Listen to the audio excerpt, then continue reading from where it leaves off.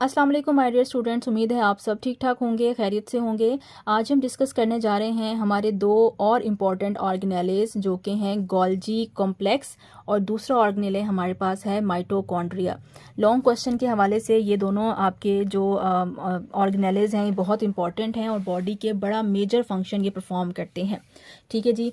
Golgi complex को अगर आप देखें तो ये आपके पास जो आपका रफ एंडोप्लाज्मिक रेटिकुलम है या जो स्मूथ एंडोप्लाज्मिक रेटिकुलम है उसके बिल्कुल साथ आपके पास ये ट्यूबुलर स्ट्रक्चर जो है वो मौजूद होता है। फ़र्क ये है कि ये जो ट्यूब्स हैं आपके पास एंडोप्लाज्मिक रेटिकुलम की थोड़ी चौड़ी ट्यूब्स हैं, जबकि जो गोल्जी अपरेटस की ट्यूब्स हैं ये थोड़ी सी पतली ट्यूब्स होती हैं। ठीक है, तो आपके पास गोल्जी कम्प्लेक्स भी ट्यूबुलर स्ट्रक्चर है और आपके पास एंडोप्लाज्मिक रेटिकुलम भी कैसा स्ट्रक्चर है, ट्यूबुलर स्ट्रक्चर है। गोल्जी कम्प्लेक्स को आप गोल्जी कम्प्लेक्स भी कहते हैं, गोल्जी ऑपरेटस भी कहते हैं, गोल्जी बॉडीज़ भी कहते हैं और इसके अलावा आप इसको traffic police of the body भी कहते हैं। ये अक्सर पूछ लिया जाता है। अब हम डिस्कस ये करेंगे कि इसको ट्रैफिक पुलिस क्यों कहते हैं। ठीक है, और जो दूसरा इम्पॉर्टेंट हमने सेल पढ़ना है ऑर्गेनेले पढ़ना है, डैट इज़ कॉल्ड माइटोकॉन्ड्रिया, जो कि आपको किडनी की शक्ल का एक ऑर्गेनेले नज़र आ रहा है। ठीक है, और एक आपको यहाँ पे भी नज़र आ रहे हैं ऑर्गेनेले। अब सवाल ये है कि बाकी जितने भी ऑर्गेनेलेज आपने देखे हैं वो सब तादाद में एक एक हैं। ये ऑर्गेनेले ऐसा है जो कि आपको तादाद में ज़्यादा नज़र आ रहा है। अब रीज़न हम जानेंगे कि माइटोकॉन्ड्रिया की तादाद सेल के अंदर ज़्यादा क्यों है, जबकि बाकी ऑर्गेनेलेज की तादाद सेल के अंदर एक एक ही होती है। हर सेल के अंदर एक ही गोल्जी कॉम्प्लेक्स होता है, एक ही साइटोप्लाज्म होता है, एक ही स्मूथ एंडोप्लाज्मिक रेटिकुलम होता है, एक ही न्यूक्लियस होता है, एक ही एंड ऑफ एंडोप्लाज्मिक रेटिकुलम होते हैं। तो माइटोकॉन्ड्रिया एक होते हैं या एक से ज़्यादा होते हैं, और एक से ज़्यादा अगर होते हैं तो क्यों होते हैं। ठीक है, अच्छा जी, सबसे पहले हम बात करते हैं गोल्जी अपरेटस के बारे में। गोल्जी बॉडीज़ या गोल्जी कॉम्प्लेक्स किसी भी तरह से आपसे क्वेश्चन पूछा जा सकता है। This is called traffic police of the body. अब ये मैं आपको यहाँ पे एक्सप्लेन करूँगी कि why it is called traffic police of the body. So it is a membrane bound organelle. तो याद रखिएगा, हमने पढ़ा था कि हमारे पास जितने भी यूकैरियोट्स की बॉडी के अंदर सेल्स होते हैं, ऑर्गेनेलेज होते हैं, हर ऑर्गेनेले की अपनी मेम्ब्रेन होती है। आपने एंडोप्लाज्मिक रेटिकुलम पढ़ा था, उसकी अपनी मेम्ब्रेन थी। आप गोल्जी अपरेटस पढ़ेंगे, उसकी अपनी मेम्ब्रेन होती है। माइटोकॉन्ड्रिया पढ़ेंगे, उसकी अपनी मेम्ब्रेन होती है। यानी कि बॉडी में जितने भी ऑर्गेनेलेज होते हैं सब की अपनी अपनी मेम्ब्रेन होती है ताकि उसको प्रोटेक्ट किया जा सके, सिवाय एक ऑर्गेनेले के जिसका नाम था राइबोसोम्स। राइबोसोम्स की कोई अपनी मेम्ब्रेन नहीं होती। तो ये चीज़ आपने एमसीक्यू के हवाले से याद रखनी है। ठीक है, so it is a membrane bound organelles within the cytoplasm. ये कहाँ मौजूद होता है, ये साइटोप्लाज्म में होता है। It is also called Golgi bodies या गोल्जी कॉम्प्लेक्स या traffic police of the body. ये सब बातें आप यहाँ पे ऐड कर सकते हैं। देन आ जाता है जनाब गोल्जी अपरेटस क्या काम करता है।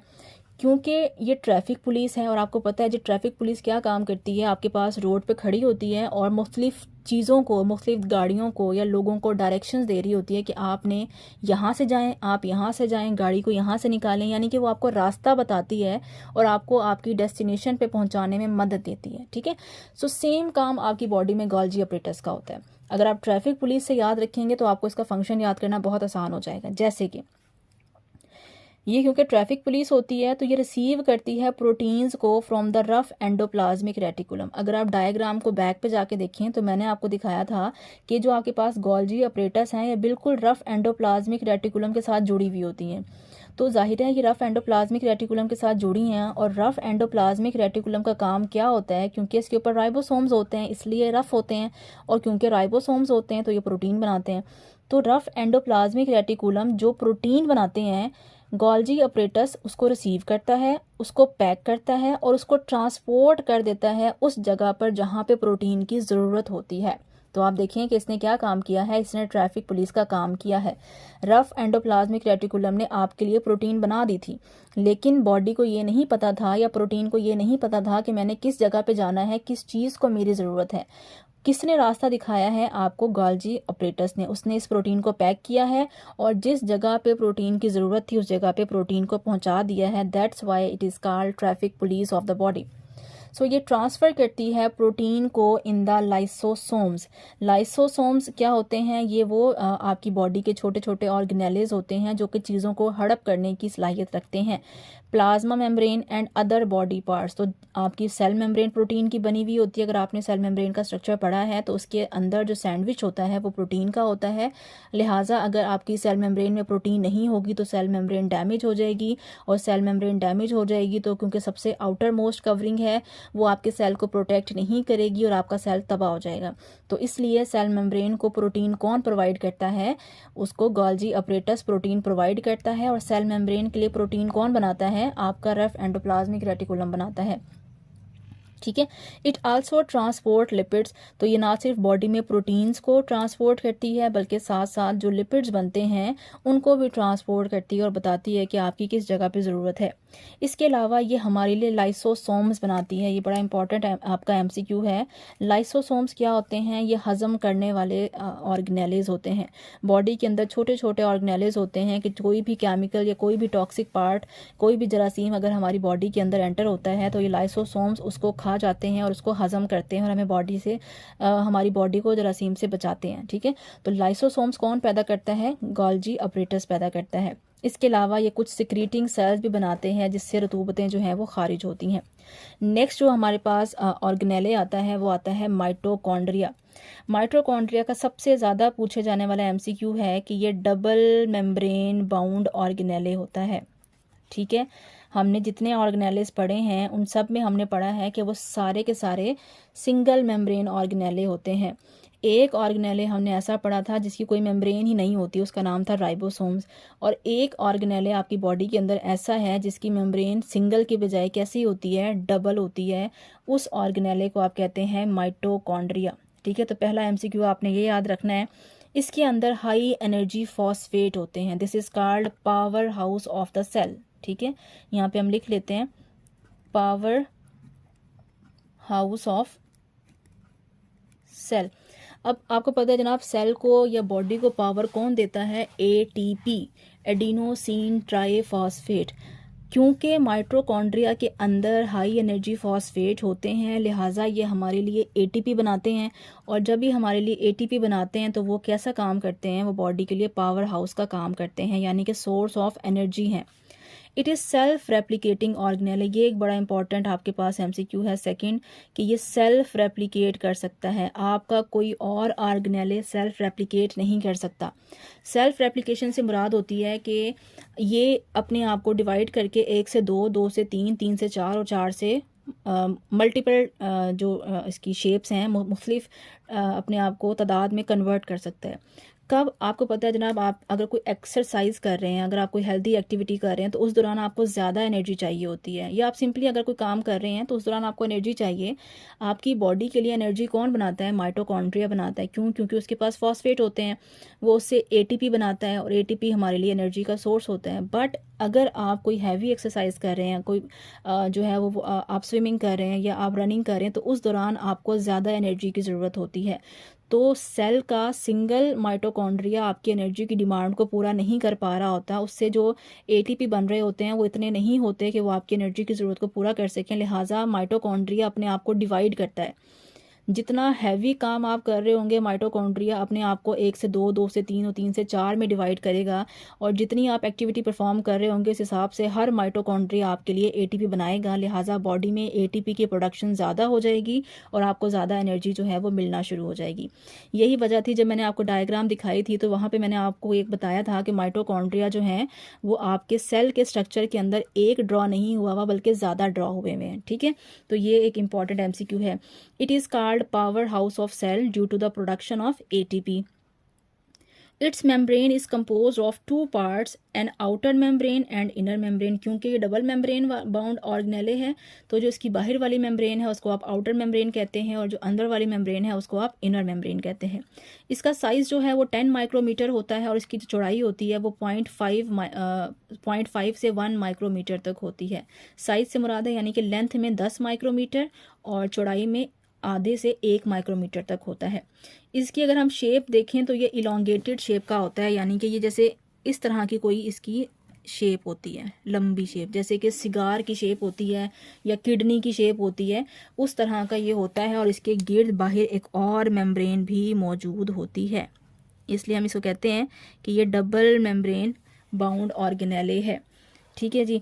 इसके अलावा ये मोटाइल होता है। मोटाइल से मुराद होता है कि ये हरकत कर सकता है, एक जगह से दूसरी जगह साइटोप्लाज्म के अंदर ये मूव कर सकता है। इसके बाद अगर आप शेप देखें माइटोकॉन्ड्रिया की, तो आपको ये शेप थोड़ी सी बड़ी करके दिखाई गई है।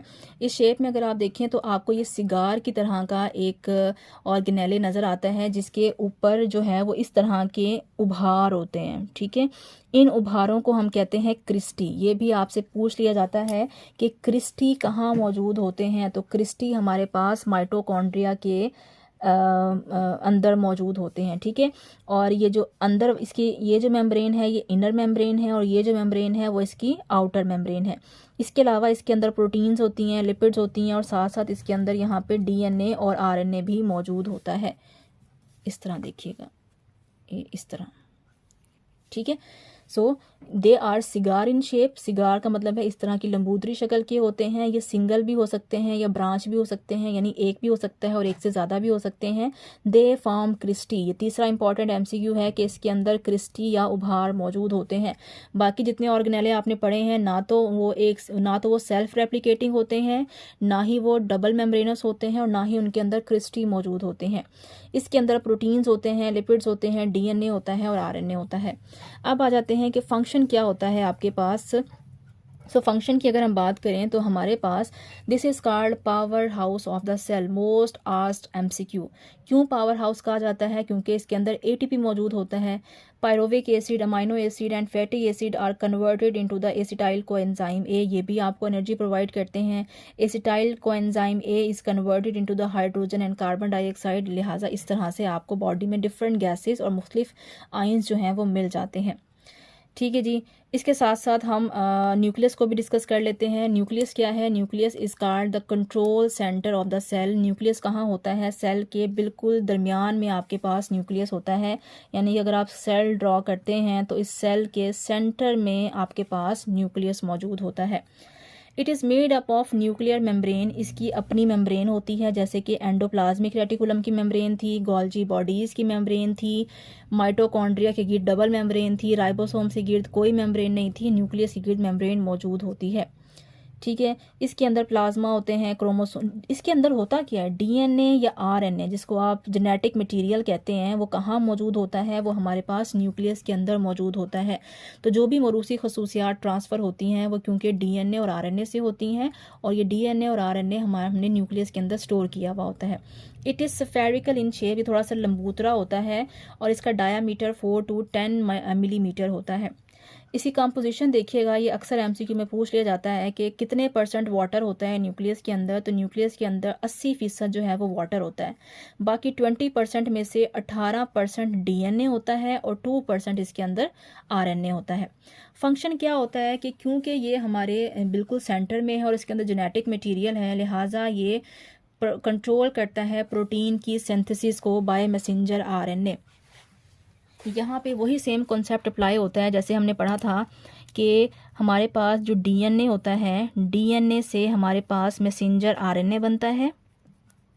ठीक है, जब मैसेंजर आरएनए बन जाता है तो ये किस में कन्वर्ट हो जाता है? ये प्रोटीन के अंदर कन्वर्ट हो जाता है। अगर आपको ये टॉपिक समझ नहीं आता तो आप मेरी माइक्रोबायोलॉजी की एक वीडियो है वायरल जीनोम, वहाँ पे ट्रांसक्रिप्शन और ट्रांसलेशन को डिटेल में बताया गया है, वहाँ पे जाके आप ये समझ सकते हैं। तो डीएनए से मैसेंजर आरएनए बनना इज कॉल्ड ट्रांसक्रिप्शन, और डीएनए से प्रोटीन का बनना इज कॉल्ड ट्रांसलेशन। ठीक है, ये जो ट्रांसक्रिप्शन का प्रोसेस होता है ये आपके पास न्यूक्लियस के अंदर होता है, और जब मैसेंजर आरएनए बन जाता है तो मैसेंजर आरएनए निकल कर आपकी जो सेल के अंदर राइबोसोम्स होते हैं उन राइबोसोम्स के पास आता है, और मैसेंजर आरएनए इस राइबोसोम की मदद से आपके लिए क्या बना देता है? प्रोटीन बना देता है। सो जो ट्रांसलेशन का प्रोसेस होता है वो कहाँ होता है? आपके पास साइटोप्लाज्म में होता है, और इस को क्या कहते हैं? ट्रांसलेशन। यहाँ पे एक एंजाइम इन्वॉल्व होता है that is called RNA transcriptase, और यहाँ पे पेप्टिडाइल ट्रांसफेरेज एंजाइम इन्वॉल्व होता है, ठीक है। सो इट कंट्रोल्स प्रोटीन की synthesis by the messenger RNA. तो न्यूक्लियस क्या कर रहा है, मैसेंजर आरएनए बना रहा है, जो कि क्या बनाएगा, आपके लिए प्रोटीन बनाएगा। It controls transfer of heredity material, ये आपकी बॉडी में मौरूसी खसूसियात को ट्रांसफ़र करने में, अगली नस्ल तक मुंतकिल करने में आपकी मदद करता है। इसके अलावा ये it controls activity of the cytoplasm, ये क्योंकि आपकी बॉडी में मैसेंजर आरएनए बनाता है फिर राइबोसोम्स के पास भेजता है, तो ये सारी एक्टिविटी साइटोप्लाज्म में होती है। तो ये साइटोप्लाज्म की एक्टिविटी को भी कंट्रोल करता है और इसके साथ साथ ये सेल को डिवाइड करता है। आपने 9th-10th में माइटोसिस मियोसिस पढ़ा होगा, जिसमें एक सेल 2 और 2 से 4 में डिवाइड होते हैं, तो उसको कहते हैं सेल डिवीजन। तो सेल को डिवाइड करने में भी जो सबसे इम्पॉर्टेंट रोल है वो आपका न्यूक्लियस का होता है। तो यहाँ तक आपके ऑर्गेनेल्स हमने डिस्कस कर लिए हैं सारे। उम्मीद है आपको ये लेक्चर पसंद आया होगा। अगर लेक्चर पसंद आया है तो प्लीज़ लाइक दिस वीडियो, और अगर आपको कोई क्वेश्चन है तो आप मुझसे कमेंट्स में जाके पूछ सकते हैं। Thank you so much. अल्लाह हाफिज़।